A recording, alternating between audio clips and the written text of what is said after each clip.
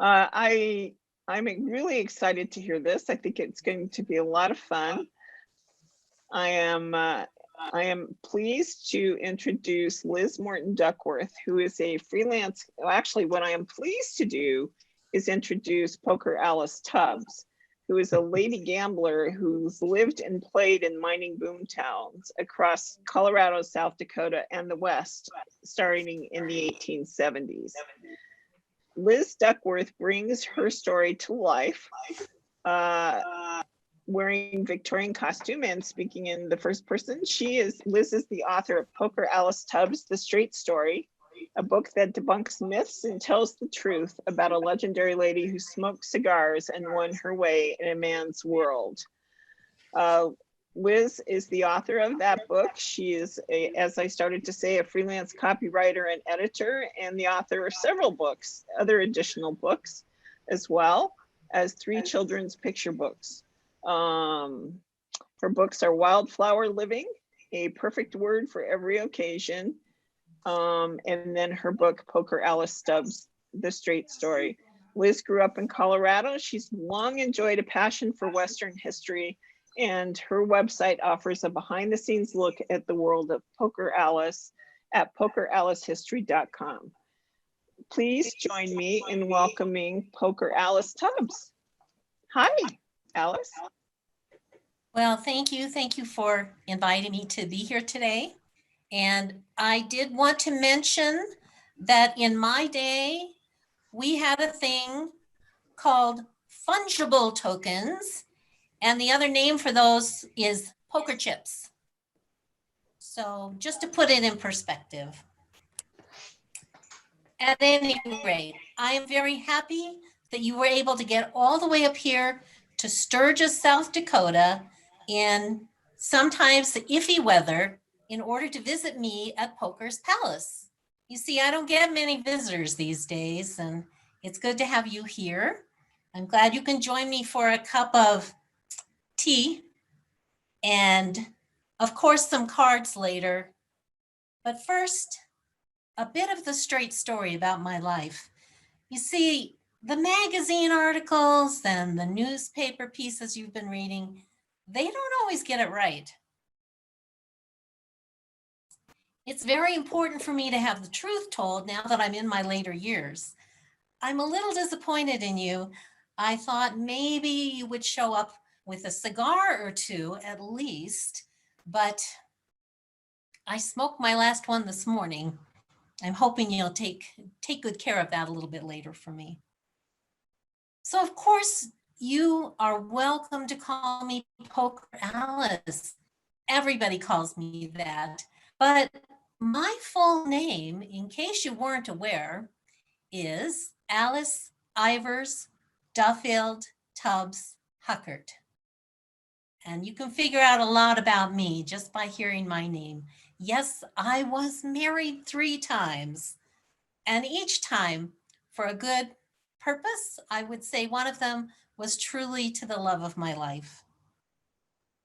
But let me get started to put things in a little bit of perspective and let you know that it is true that I was born in 1853.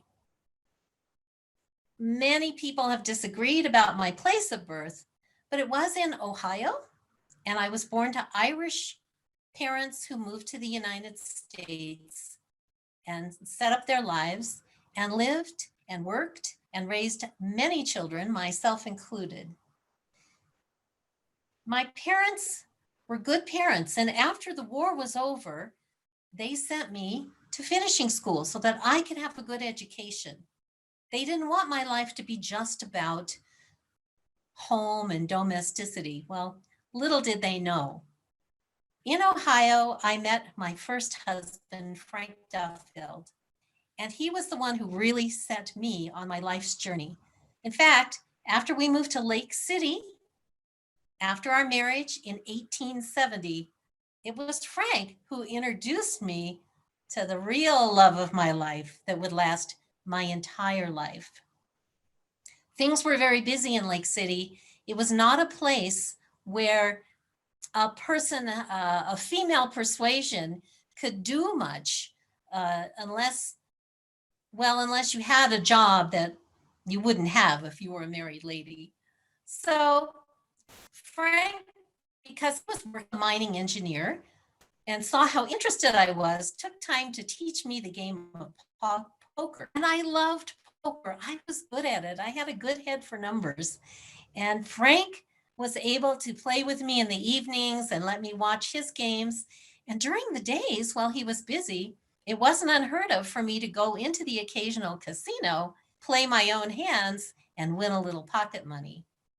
It was a wonderful life in Lake City in the 1870s, but it all ended very abruptly because my dear Frank was on the job one day checking an unexploded charge when it exploded. And that was the end of Frank. That was the beginning of something entirely new for me. I had to find a way out there in what was basically the middle of nowhere to make my own living and make my own way. And so I decided I could play poker. There were many boom towns in the Colorado Rockies, and all I had to do was get on a very simple plane trip. Look, here's a picture of one of the trains that I took when I went to Buena Vista to play.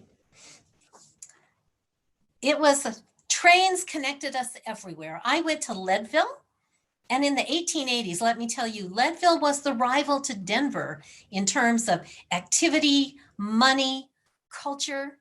I loved it. I also spent a number of months in cities I know you visited, such as Georgetown, Central City, beautiful Breckenridge. There were always miners who were willing to stop what they were doing and play with one of the few lady gamblers in the area. I was very happy to do this, and I found as the years added up to more than a decade, I was very successful. I didn't have to worry about my safety. I kept myself to myself, and I also kept a little friend. I had a nice little 38 revolver that I put tucked away in a pocket of my skirt. And wherever I went, I felt perfectly safe. This was even true in cities as wild as you might have heard of. Now, before I go any further, I want to let you know that I am in my later years. In fact, I'm wearing the few pieces of fancy jewelry and headdress that I have left here in Sturgis. And because of that, I'm worried I might forget to say a thing or two. And so I've asked a few of my lady friends to assist me in jogging my memory. First of all, this is a card I'm sure you know well, the Queen of Spades. I don't know if you know what a spade is. Most people think of it as a shovel. And that is indeed what I think of when I think of the miners who are working with their pickaxes, their shovels, their spades, deep in the halls of the earth, struggling to eke out a living and to discover the big find. Well, the spades remind me of all of those amazing boom towns, but none more so than my favorite town of all. I guess it's all right to have a favorite. And that town, I hope you've had an opportunity to visit. The name of that town is Creede. I went to Creede in Colorado in 1891, before it was much of a town at all. But it became the boomest of the boom towns before anyone could realize it. In fact, at one point, as soon as they built the train that took you all the way from Del Norte to Creede, 300 men a day and a few women were pouring into town to be part of the huge silver strike that was going on there. I loved Creede. It was special, it was unusual, and it had its own personality. It was such a wild town. People that you would have heard of, like Bat Masterson and Soapy Smith, well, they were the law in that town. Even though they were somewhat outlaws themselves, they were the only ones who could keep law and order in such an amazing place where everything changed second you turned around, another building was going up. One day I walked down the street and passed a bar that was nothing more than a platform, 4 posts, and a board that had been hammered between two of them, and the bartender was already serving liquor from that bar. Creed ran 24 hours a day, as did the town a mile above it called Bachelor. Bachelor's where many of the miners lived and worked, and they could walk down to the mines in order to do their work and then back up the hill at the end of the day. I often did a shift in Bachelor that would bring me money, very good money throughout the night. And I could work any shift I chose. Usually in Creed, I like to work the day shift, even though at least once I nearly got caught up in a gunfight that took place between the Louisiana Kid and Joe Palmer, who worked for Soapy Smith. Well, the bullets were flying and I could barely get into a saloon in time to hide out. Of course, that ended when Joe Palmer's thumbs were shot off by the Louisiana Kid. And people were so cruel about it, they didn't even feel sorry for him. There he was crying and moaning about his thumbs. And after that, people just called him Baby Joe because he kept crying. Well, that was the kind of rough and tumble place Creed was. But I tell you, I loved it. And I stayed until the very last because at the very end, Creed had a huge fire in June of 1892. They just received a shipment of brand new fire equipment. It was still on the loading dock at the train station when fire rushed down the little gorge at the heart of the town and took out most of the buildings, including the fire equipment that had recently been delivered. That was the end for me. I wasn't going to stay in Creed any longer, but I still remember that wonderful poem written by the newspaper editor, Cy Warman, and I'm sure you've heard of it too. It starts like this. Its cliffs are lined with silver, of wondrous wealth untold. The beds of its running rivers are lined with purest gold. In a world that's filled with sorrow, where hearts must break and bleed, it's day all day in the daytime, but there is no night in Creed. Indeed, it was that way. And after I left Creed in 1892, I didn't even stay in Colorado. I'd heard good things about Deadwood, South Dakota, and I hightailed it up there and lived in Deadwood and Sturgis, South Dakota, as long as I could. I loved it up there, and I met the love of my life there. Another lady is reminding me, the Queen of Clubs, that I should talk a little about clubs. Now, I know some of you are thinking a club is a weapon that you whack somebody with, but I like to think a club is a group of like-minded friends who get together for a good purpose. I had many friends in my career. Some of them were real characters, like Soapy Smith was a very good friend to me, even though everyone knew him as a con man and a tough guy. He was kind to me and invited me to the funeral service we had up on the hill for his friend Joe Palmer after he passed. It was the best party I've ever been to, with champagne and singing and Joe Palmer in the horse and cart leading the way. We had a good time with Soapy Smith. But another friend of mine didn't meet such a good end in Creed. His name was Bob Ford. I actually worked for Bob in his saloon, and Bob was known as the dirty little coward who shot Mr. Howard, and that was Jesse James. Bob Ford, 10 years earlier, before he came to Creed, had been involved in the death of Jesse James. Well, he was not a popular man in Creed, even though he was quite notorious. And a few days before the big fire, he was accosted because he had been shooting up the town and was drunk, and everyone felt like he would be better off if he got out of town, but he stayed. And he stayed a little too long because shortly after the fire, while he was working in his tent saloon, a fellow named Ned Kelly showed up, called out for Bob Ford, who turned around and stepped toward him and nearly had his head shot off by Ned Kelly, who killed him right in his own place of business. I never thought Bob Ford killed Jesse James. He seemed like a very fine fellow to me, and he told me his brother did it. You can believe that if you want to. Other friends of mine included lady gamblers, such as Oh, Madame Mustache. I'm sure you've heard of her. She was French, spoke 5 languages, a very elegant beauty, except for the fact that she had a little bit of extra hair on her upper lip. And because of that, her nickname was Madame Mustache. I must say, I think Poker Alice is a lot better nickname if you're going to be a lady gambler. Well, I had many friends along the way, but that didn't stop me. And I never took pity on them if we played cards. I was deadly serious about my poker, and I never did cheat. And as a good woman with a strong faith, you can be sure I never played poker on a Sunday either. I have my standards. This queen wants me to tell you a little bit about the money that I made. She's the queen of diamonds, and she's the reason I could afford so many nice things in the midst of my career. You see, I was good at poker. I didn't win all of the time. And it might sound egotistical, but I never did meet anybody who grew humpbacked, carrying away his winnings from playing with me.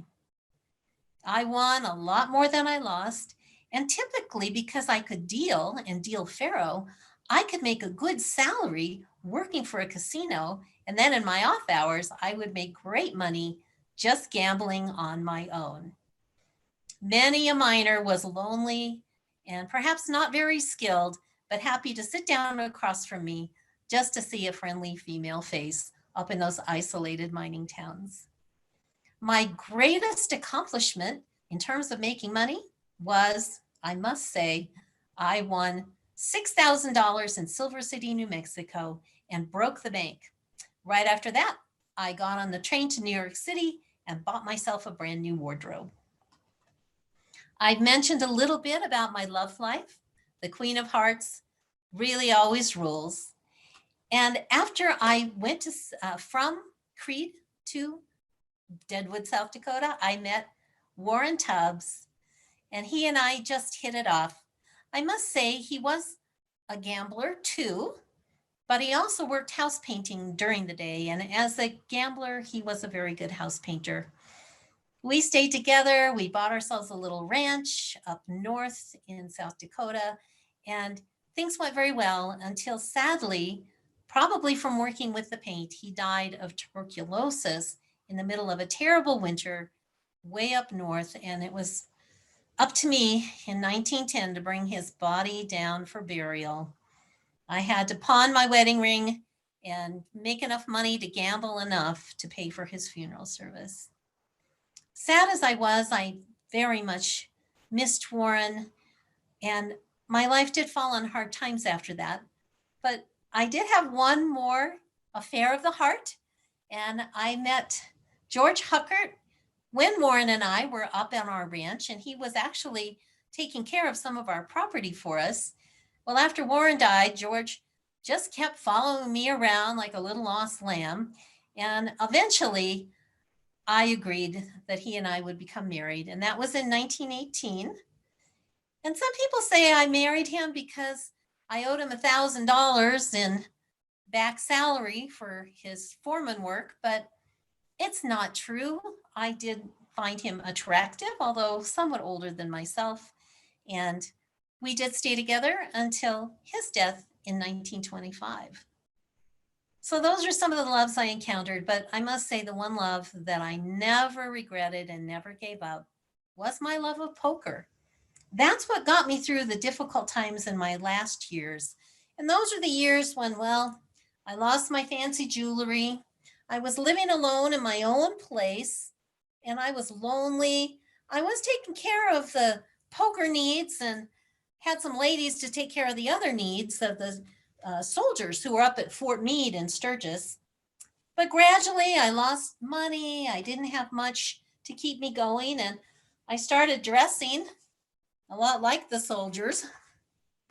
I had one of these old hats that they passed me, and I always had my cigar with me. And well, in the last years, they came along and did newspaper stories about me and told the world about my fantastic years in the Wild West as a poker player.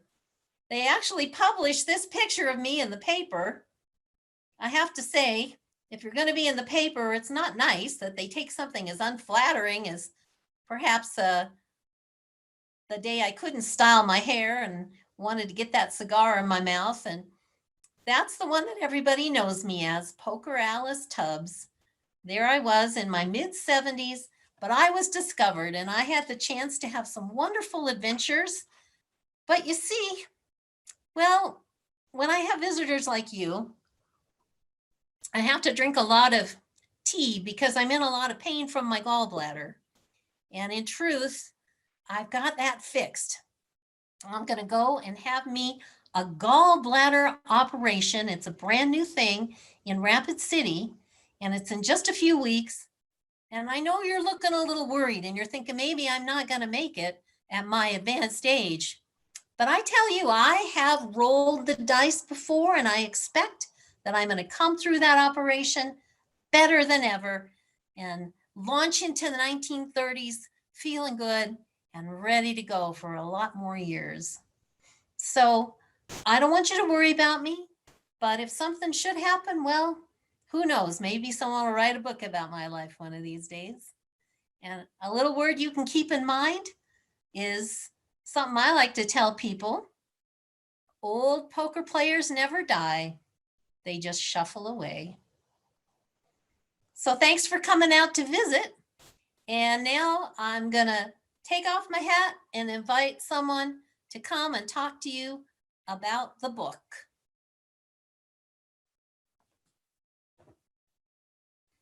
Okay, hair's fixed. I'm Liz now, I'm not Alice anymore. And this is a picture, you held it up, thank you. This is the book I wrote about Alice. It's called Poker Alice Tubbs, The Straight Story. And the reason I wrote this book is I used to do historical enactments, and I started researching Alice because I actually was up in Creed. My folks have a house right next door to where Bob Ford's tent saloon was. And I felt I was a little haunted by the ghost of Poker Alice. She seemed to be knocking on my shoulder all the time saying, come on, tell my story. But everything I found was contradictory, and a lot of the facts couldn't be documented. And so I decided it was very important that we get as much of the real truth as we could. And I was able to get my hands on some excellent research. She never wrote a memoir, but the 1926 Saturday Evening Post did a massive article on her. And there were quite a few newspaper articles. And so from those sources, I was able to put some things together and extrapolated a few things myself based on contradictory information. I found a very helpful 1920 census where I think Alice finally told the truth about her age and some things about her origins. And so those sources were able to help me finish up the research on the book. And that came out just 2 years ago. I'd be happy to take any questions.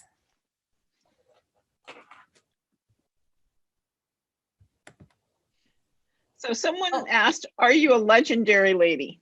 Yes, I know somebody asked that, and I do know of that group, and I'm friends with some of the women who have been involved in that group. I've just always, because when the book came out, I had a long list of my own appearances, so I have not been able to get engaged with them, but it's possible someday I will. I think for a while they had their own Poker Alice. I don't know if they still do. So they tend to just have one of each of the historical characters that they do. Okay. Other questions? Can you comment on what kinds of poker did they play back then? Was it straight poker, or did they play Texas Hold'em? Did they even know that, or what kind of card games did they play? Texas Hold'em had not been invented, so it was a very straightforward version of poker. 5-card draw would have been one of the games. Alice also was very capable as a faro dealer, and she also played faro. Faro is not really indulged in anymore, but it was for a while a very fair kind of gambling game where cards came out of a little box and there was a table and you laid cards down in certain places, and a little like roulette, people would bet on which cards they thought were going to come up. And so it moved very quickly, and it was typically about a 50-50 chance that you might win your money back. Unfortunately, in later years, people started tinkering around with the little box that the cards came out of and rigged it so that the house would know what was coming up next. And so the house always won. And then after, with all the cheating, it basically went out of fashion. One of the questions, go ahead, Bob, go ahead. You mentioned that Alice won more money than she lost. So in the later years, was she living comfortably on her winnings, or did she spend it all, or? She was a spender. I think it was estimated that over the course of her career as a gambler, she made about $250,000. But she would go on the train to New York City. She would buy jewelry and fancy dresses, and she'd spend it, and then she'd make it again. She did have her little house about a mile from Fort Meade, and that was a good place for some security for her because she did own that. But times got hard, and when the money ran out, she really, during Prohibition, they shut her place down. They didn't want her serving liquor. It became very hard the last 10 years or so to make money. So she'd go out with her rifle and, you know, shoot herself a rabbit for dinner. And she did have friends in town who helped bring her, you know, maybe some food that she couldn't provide for herself. But she got along in the way that people could back in the 20s and 30s in hard times. But it wasn't the kind of heyday that she had had previously. Diane, I think you had a question. I see the question about children or close relatives. Yeah, that is one of the questions that I go into in my book, because I did find a copy of her will, and she said she disinherited any of her kin because nobody ever came to see her, but she didn't name any names. As far as I can tell, she did not have children.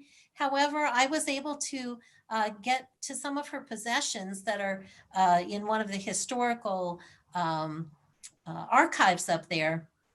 And they did have two tintypes of a boy and a girl. And they were in younger ages, they look like maybe 5 and 6. And then maybe 10 years later, and maybe 15 and 16. And those tintypes were found in her wallet at her death. And so I feel like they were either children who were close to her, or possibly she did have children. She would have been maybe 39 or 40 when she married Warren. And so some people said she had 7 children, but I don't think at 40 she went on to have 7 children. It's possible if they had kids right away, they might have raised them up there on their ranch. And she later did say her son went into World War I and actually fought for Canada. But again, was it really her son? Was it one of Warren's children from a previous marriage? It's very possible there were children in her life that were not her own children. So I could not find anything in Ancestry or any databases that listed descendants of hers. Other questions? Well, Liz, thank you so much for introducing Alice to us. She sounds like a woman I would have enjoyed drinking scotch and smoking cigars with. She was a great one and great fun. If you want to see more, I do have a few additional articles and some pictures and things on my website about her. And that's very simple to find. It's called PokerAliceHistory.com. And so I don't update it very often. There's not a lot of blog to read, but a few interesting speculations on that and some nice pictures of Creed that I put up. Great. Well, thank you so much. As a token of our appreciation, Liz, we will be making a contribution to the Book Trust. We sponsor a classroom at Putnam Elementary, and through the Book Trust, we're able to provide books for many of the children enrolled there are from homes that are on free and reduced lunch, so they don't often have books at home. So it gives us an opportunity to help encourage reading amongst all the children in our community. So thank you. Great cause. Thank you. Thanks. You're welcome.